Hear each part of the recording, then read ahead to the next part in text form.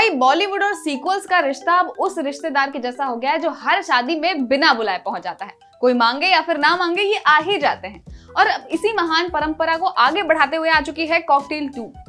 अब सबसे पहले मुझे ये बताओ कि बॉलीवुड में आजकल नई कहानी लिखना क्या इतना मुश्किल हो गया है?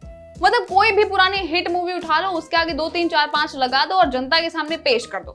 ऐसा लग रहा है कि कोई मूवी नहीं, मोबाइल ऐप अपडेट कर रहा है। बस फर्क इतना होता है कि ऐप अपडेट होने के बाद अच्छा चलने लगता है, जबकि ये सारे सीक्वल्स बनाने के बाद हैंग हो जाते हैं। अब कॉकटेल 2 को देखकर सबसे पहले दिमाग में एक ही सवाल आ रहा है कि आखिर इसका कॉकटेल से रिश्ता क्या है? क्योंकि जितना रिश्ता इस मूवी का पहले पार्ट से है, उतना ही तो मेरा रिश्ता मेरे पड़ोसी के वाईफाई से है। बस नाम वही है, डायरेक्टर वही है, लेकिन बाकी सब कुछ नया है। मतलब अगर इसका नाम हम लव ट्रायंगल पार्ट 786 भी रख देते तो कहानी पर कोई फर्क नहीं पड़ता। खैर, फिल्म रिलीज हुई है और पहले ही दिन 13.5 करोड़ कमा गई है। अब ये सुनकर तो बॉलीवुड वाले ऐसे खुश हो रहे हैं जैसे उन्होंने ओपेनहाइमर बना दी हो। लेकिन भाई थोड़ा शांत रहो, जनता कभी कभी जिज्ञासा में भी टिकट खरीदने चली जाती है। कई लोग मूवी देखने नहीं जाते, वो सिर्फ ये देखने जाते हैं कि इस बार इतना शोर क्यों मच रहा है, क्या नया है। अब आते हैं कहानी पर, और कहानी सुनकर आपको लगेगा कि कहीं ना कहीं ये सब आपने पहले भी देखा हुआ है। तो चलिए शुरू करते हैं। शायद एक बार नहीं 10 बार देखा होगा। 2 लोग, फिर तीसरा इंसान, फिर प्यार, फिर कंफ्यूजन, फिर इमोशनल गाने, फिर गलतफहमियां, फिर रोना धोना और आखिर में सबको ज्ञान प्राप्त हो जाता है। बॉलीवुड का ये फॉर्मूला इतना पुराना हो चुका है कि इसको देखकर लगता है कि इसको राष्ट्रीय धरोहर घोषित कर देना चाहिए। शाहिद कपूर पूरी मेहनत करते दिखते हैं, भाई बंदा अपना 100% देता है। लेकिन कई जगह ऐसा लगता है जैसे शाहिद खुद भी ये जानना चाह रहे हो कि उनका किरदार आखिर करना क्या चाह रहा है। एक सीन में प्यार कर रहा है, दूसरे में दुख है, तीसरे में कंफ्यूजन है, चौथे में फिर प्यार है। भाई फैसला कर लो, हम भी तुम्हारे साथ चलने को तैयार है। फिर आती है कृति सेनन, और सच बोलो तो मूवी जब भी पटरी से उतरने लगती है तो शायद कृति उसको वापस खींचने के लिए ही आती है। मतलब पूरी क्लास शोर कर रही है और एक बच्चा अभी भी नोट्स बनाया जा रहा है, वैसा सीन चल रहा है कुछ यहाँ पे। और रश्मिका मंदाना, अब रश्मिका बॉलीवुड की उस ऐप की तरह हो गई है जो हर दूसरे फोन में पहले से ही इंस्टॉल होता है। रोमांटिक फिल्म है, अच्छा रश्मिका होगी। इमोशनल मूवी, अच्छा यहाँ रश्मिका होगी। ट्रेलर लॉन्च है, रश्मिका का होगा। अवार्ड शो है, रश्मिका को मिलेगा। ऐसा लग रहा है इंडस्ट्री ने सब्सक्रिप्शन ले रखा है भाई रश्मिका का। लेकिन असली मजा आता है जब फिल्म खुद को बहुत डीप और इमोशनल समझने लगती है नहीं, समझ रही है। भाई आप कॉकटेल 2 हो, इंटरस्टेलर नहीं हो। थोड़ा रिलैक्स करो। कई जगह मूवी इतनी ज्यादा सीरियस हो जाती है कि लगता है अभी कोई जिंदगी का सबसे बड़ा रहस्य बता रहा है, और 5 मिनट के बाद पता चलता है कि वही पुरानी रिलेशनशिप, वही प्रॉब्लम चल रही है।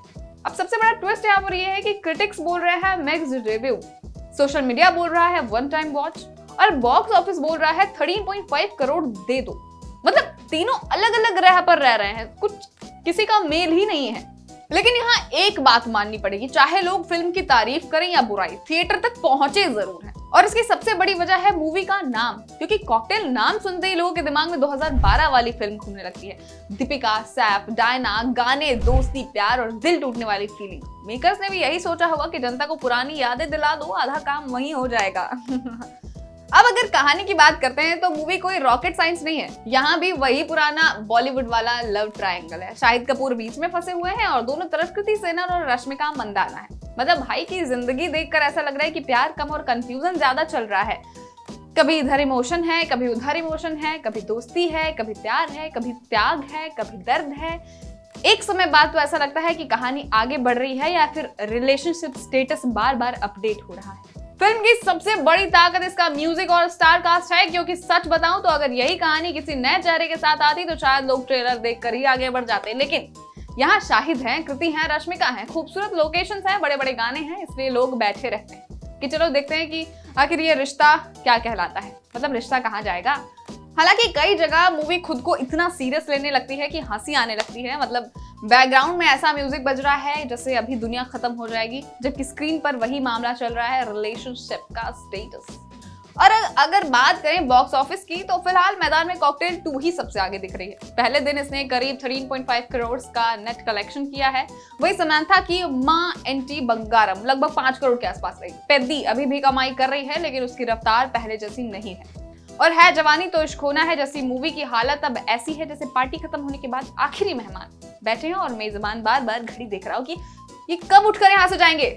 तो फिलहाल वीकेंड की रेस में कॉकटेल 2 सबसे आगे जरूर है, लेकिन असली परीक्षा सोमवार से शुरू होगी, क्योंकि शुक्रवार को स्टार पावर टिकट बिकवाती है, शनिवार को हाइप बिकवाती है, रविवार को जिज्ञासा बिकवाती है, लेकिन सोमवार को सिर्फ फिल्म बिकती है। और यही वो जगह है जहां ये पता चलेगा कि जनता मूवी देखने गई थी या फिर सिर्फ कॉकटेल का नाम सुनने गई थी। कुल मिलाकर कॉकटेल 2 कोई ऐसी मूवी नहीं है जो बॉलीवुड की हिस्ट्री बदल देगी। ये बस वही मूवी है जो आपको कुछ अच्छे गाने, कुछ खूबसूरत चेहरे, थोड़ा ड्रामा और ढेर सारी रिलेशनशिप कंफ्यूजन देकर घर भेज देगी, ताकि आपको बाद में समझ आए जब आप रिलेशनशिप में जाएं।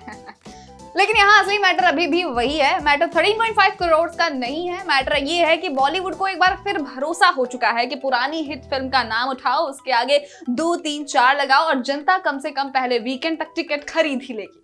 और अगर यही फॉर्मूला चलता रहा तो तैयार रहिए, क्योंकि आने वाले सालों में शायद हमें कहानी गम और सीक्वल्स ज्यादा देखने को मिल सकते हैं। और बॉलीवुड की हालत देखकर तो ऐसा ही लग रहा है कि यहाँ स्क्रिप्ट राइटर से ज्यादा काम अब नंबर लिखने वालों को मिल रहा है। बस नाम के आगे 2, 3, 4, 5 लगाते जाओ और फिल्म बनाते जाओ और आप देखते जाओ, मैटर कुछ और है।